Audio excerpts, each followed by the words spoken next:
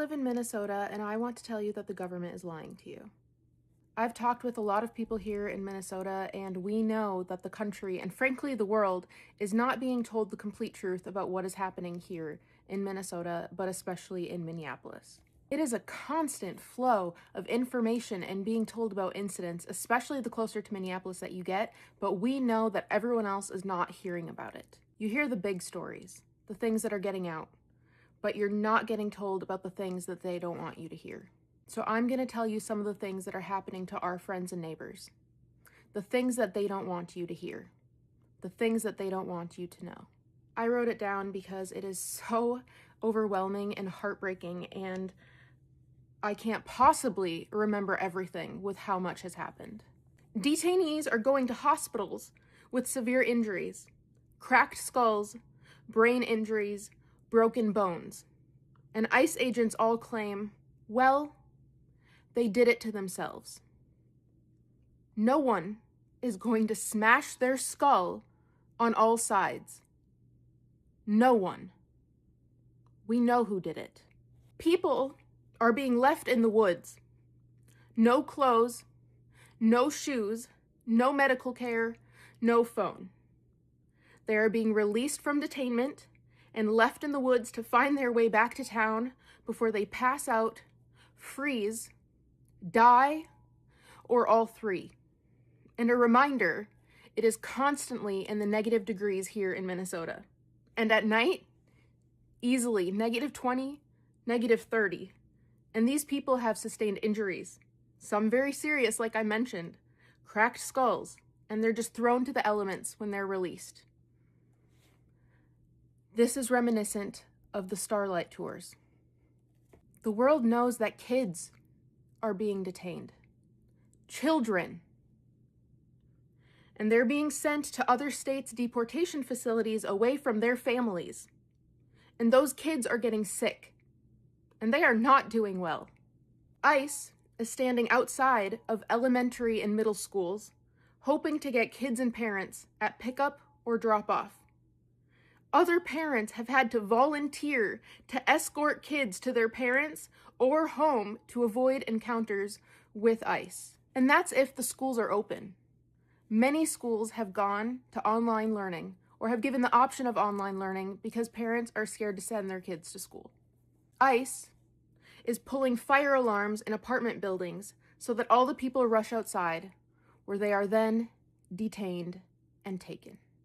Neighbors who have offered to get groceries for their fellow neighbors who are scared to leave their homes are being followed by agents and questioned. People are scared to use their GPSs and put their friends and family in danger because ICE is notorious for confiscating phones and going through them for more information. They are gassing outside of preschools and elementary schools. Children. I'm not done. They are sexually assaulting men and women in detainment facilities and deportation centers. This incident is in Texas, where there are reports of male ICE agents sexually abusing males in the facility by grabbing and squeezing their testicles to the point that they burst. Which reminds me of the forced sterilizations of Indigenous people in the United States and Canada. Women who are pregnant, high risk or not, are choosing to give birth at home alone because they're fearful to go to the hospital where ICE is constantly around it. So communities have been organizing at-home services with midwives and doulas to help these people out. Family and friends are attempting to bring their family members who have been detained their essential life-saving medication or their glasses so that they can see, and ICE officials are laughing them out of the building and denying them access to it. In detainment, ICE is bribing unlawfully detained people and telling them they will pay them, release them, and protect them and their families if they give up the names of other illegal people they know. They are bribing detainees to turn in their friends, family, and neighbors. ICE is going into businesses and claiming things like, oh no, I accidentally hit this vehicle. Is the owner of the vehicle here? And the owner comes out to check on the car and exchange info with whoever it is that hit it, and ICE detains them. They've been detaining international students who are here for study abroad programs and on valid student visas. No criminal activity or anything. Valid visas because you can't go to school here without one. And those visas are being stripped so they can be detained and deported. People with active asylum and refugee cases, which is considered legal status, are also being detained and deported. The White House is gaslighting the American people because they themselves have been posting AI-edited images of what is going on here in Minnesota. Besides all the AI slop they have put out with Trump as a main character, they have posted images of activists edited with AI. For example, activist and lawyer Nikema Levi Armstrong was arrested after an anti-ICE demonstration in a church where the pastor was, or is, an ICE official. A photo was taken of Armstrong looking rather unemotional and stoic when she was arrested, but the White House edited the photo with AI to make it look like she was sobbing during her arrest. If they can edit a benign image like that, what else are they editing and hiding from us?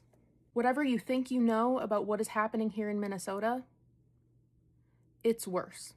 And it's not just Minneapolis.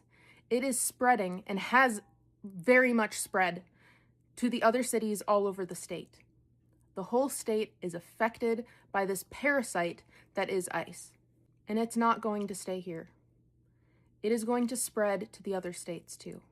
What is happening here will happen there. This is just the testing ground for their severe tactics. Be safe.